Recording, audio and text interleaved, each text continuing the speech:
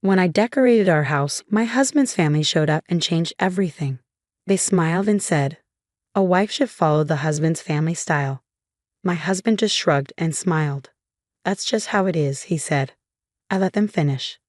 But the next morning, they walked into a house they didn't recognize, and they were completely shocked. I'm in my late 30s, living in the suburbs near Cincinnati, Ohio. I work full-time from home as an interior decorator. I've been married to Roy, not his real name, for 5 years. Roy's family believes in tradition, doing things their way.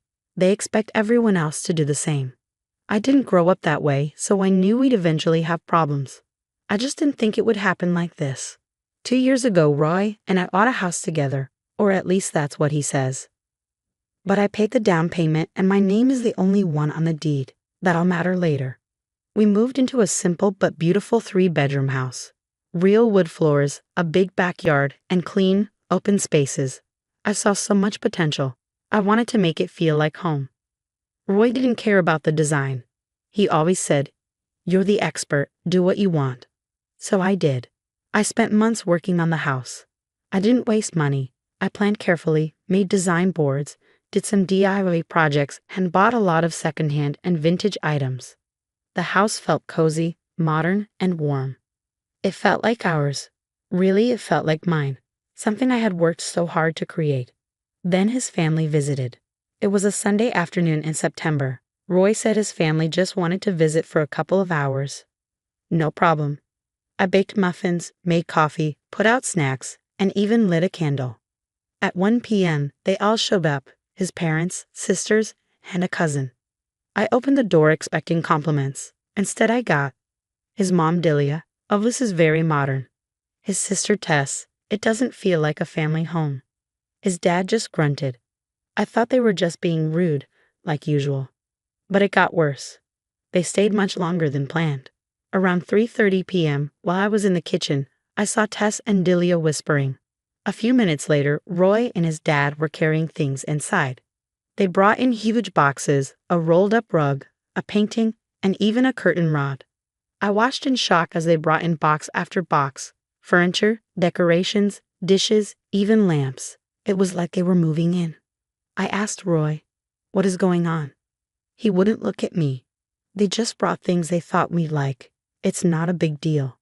Then Delia smiled at me and said, "A wife follows the husband's family style. That's tradition." I was speechless. Roy didn't stop them. They started removing everything I had designed and decorated. My custom coffee table, put in the garage, my curtains, replaced with heavy burgundy ones. They even took down my light fixture and installed one Delia had in storage.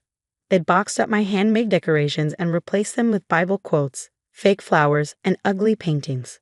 I kept looking at Roy, hoping he'd say something. He didn't. When I finally asked him about it, he just said, "They're trying to help." But they weren't helping. They were taking over. Still, I said nothing. Not yet. I sat on the couch for 2 hours while they redecorated everything like I didn't exist. No one asked for my opinion. Roy just watched sports on his phone. By 7 p.m., my house looked like a mess. Heavy colors, random furniture, fake plants, and Jesus paintings everywhere. It didn't feel like home anymore. After they left, I didn't cry or yell. I just sat on the bed, silent. Roy came in and said, "Don't be mad. You know how my family is." That broke something inside me. I asked, "Do you like what they did?" He shrugged. "I don't really care. It's just stuff." I said nothing, but I didn't sleep that night. I stayed up and made a plan. They were going to keep coming and bringing more of their stuff. Roy wouldn't stop them. So I decided to let them finish and then take everything back in one clean move. I rented a storage unit a few towns away. I texted my friend Theo, who owns a moving company. Years ago, I helped design his office for free. He still owed me. I told him I needed everything removed, quietly and quickly. Their stuff out, my stuff back in. We scheduled it for Friday night. During the week, I acted grateful, smiled, made cookies. I even thanked them for their gifts. They had no idea what was coming. Friday night, at 11:30 p.m., Theo arrived with his team. They worked fast. By 1:45 a.m., everything they had brought was gone. Donated. Thrown out. I didn't ask where. I didn't care. By 2:30 a.m., my house was mine again. I stood barefoot in the living room, just looking at it all. I could finally breathe. Then the real fun started. They came back around 10 a.m. on Saturday. Roy told them to come help finish the house. I sat on the couch, dressed in black, sipping coffee. When they walked in, they were stunned. Delia looked around, shocked. Tessa's mouth dropped. Molly whispered, "What the hell?" Even had said, "Where's the stuff?" I said calmly, "Gone. All of it." Roy was confused. "You took it all out?" I didn't respond. Delia stormed up to me. "You can't just throw out our things." "Sure I can," I said. "None of it belonged here. They were gifts. I didn't ask for them. They were part of the family. This isn't the family's house." Then I held up the deed. "This house is in my name. Not Roy's. Not the family's. You walked in like you owned it. You don't." Delia turned red with anger. She yelled, "You ungrateful little." Roy interrupted her. "Mom, calm down." That surprised me. But then he turned to me and said, "You should have told me." I looked at him and said, "Why would I? You didn't listen the first 10 times." The room went silent. Tess whispered, "She's not family. You knew she'd do this." Then Delia snapped, "You want a husband, you follow his family. You've disrespected us since day one. You think you're a decorator, but you're temporary. This house is temporary. You are temporary." I looked at Roy. He didn't say anything. Just rubbed his forehead. I'd had enough. "Tell them how much you paid for this house," I said to him. Silence. Delia looked at him. "What's she talking about?" I didn't wait. I laid the documents on the table. "I bought this house with my inheritance. Roy's name isn't on anything. Not the title, not the mortgage, not the insurance. He didn't pay a single cent." I looked at Roy, hoping he'd speak up for me. He didn't. He couldn't. Delia looked shocked, like she'd bitten into something sour. "You let her buy the house by herself?" she asked. Roy looked down. "She had the money. It made sense," he said. Delia shook her head. "You embarrassed our whole family." She grabbed her purse and left. Tess and Molly followed her, whispering. Ed just gave me a nod, like he finally respected me. Or maybe feared me. I wasn't sure. Roy stood silently at the door as they left. He didn't say anything. That night, he slept on the couch. He said he needed space. Fine by me. The next morning, I went to the garage and noticed something was wrong.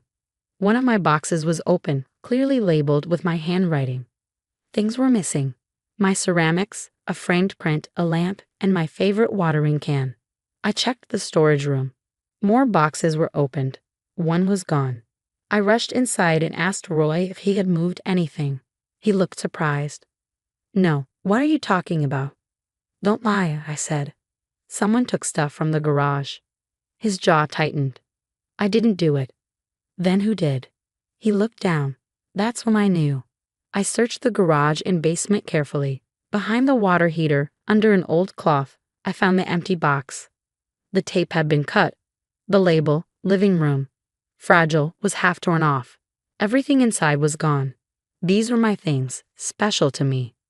I asked Roy, "Did your mom or sisters come back into the house while I was out?" He hesitated. That was enough. I asked again, slower. Finally, he admitted it. "Yeah, I gave Tess the spare key, just to get her pie dish. That's all." He gave his sister the key to my house, without asking me. I didn't yell. I didn't cry. I just walked to the laundry room, took out the backup keys, and changed every lock, front, back, garage, even the storage room. Roy watched me. "You're seriously changing the locks?" "Yes." "You're overreacting." "No, I'm reacting, for once." The next day, Tess came by with a large storage bin. "I came to return a few things that got mixed up," she said quickly. I took the bin but didn't invite her in. "Aren't you going to check it?" she asked. "I will later." "You're not even going to say thank you?" I didn't say anything. She left, annoyed. Inside the bin were the missing items, candlesticks and my ceramic lamp. But the lamp had a chip. The candlesticks had wax on them. They weren't returned, they'd been used. The framed print had new glass. But when I turned it over, the corner was bent and torn. Someone tried to take it out and damaged it. They hadn't just borrowed my things, they messed with them. Later, I went through our home computer. Roy's email was open. In his drafts folder, I found an unfinished email to Tess. Mom still has that cabinet from Grandma's.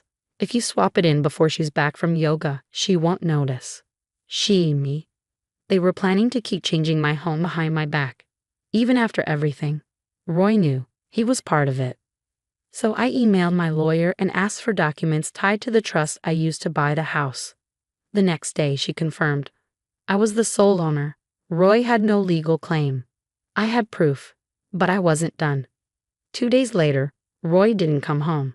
No texts, no calls. At 10:47 p.m., I got a voicemail from Tess. Roy's staying here for now. When you're ready to talk like an adult, we'll think about setting boundaries. They really thought they'd won, that they'd driven me out of my own home. I started packing Roy's things, clothes, shoes, chargers, labeling every box. Then I found something, an envelope with 2 storage unit receipts. Dates matched the week before Delia and her daughters first visited. They'd been planning everything. I went to the storage facility listed on the receipts. When I opened Unit 117, I was stunned. It was a copy of my house. Same setup, different styles. Same couch, different pattern. Same light fixture, just brass. Even the photo frames were empty. They were going to replace me, my taste, my space, even my memories. I printed photos of everything. Then Roy texted, inviting me to dinner at his mom's. I said yes. At the table sat Roy, Delia, Tess, Molly, Ed, and cousin Jason. Delia said, "You're finally being reasonable." Tess added, "Took you long enough." I put a folder on the table. I went to Unit 117. The room went silent. Delia asked, "Excuse me?" I know about the replica of my house. The furniture. The empty frames. Tess tried to lie. We were just saving old furniture. I slid a photo across the table. Roy stared at it and broke. It wasn't supposed to go that far. "Be quiet," Delia hissed. But Roy stood up. "No, she was right. I let you all bulldoze her." He looked at me. "I let you down." Tess snapped. "You're supposed to be one of us." Molly added, "She's making a scene." "I'm not," I said calmly. "I'm defending my home." I dropped another folder. Inside, Roy's name removed from all joint accounts. House title reconfirmed under my trust. Locks changed. Legal notice. Roy had 48 hours to collect his things. I said, "You tried to erase me. You failed." I left. Later that night, Roy texted, "I just wanted peace." I replied, "You don't get peace without protecting it." He came by, quiet, packed his bags. He cried. I didn't hug him. He said sorry. I nodded. Okay. Delia never contacted me again. Tess did, once, to accuse me of poisoning Roy. I ignored her. Jason, the cousin, messaged me. "You handled that with more grace than I've ever seen. If you ever need backup, I'm around." It's been 6 months. The house is calm. Peaceful. My kind of peace. A new plant sits by the door. My lamp, now fixed, glows beside it. They tried to replace me. Instead, I removed them. I lost a marriage, but I found something more important, a home that no one can take from me again.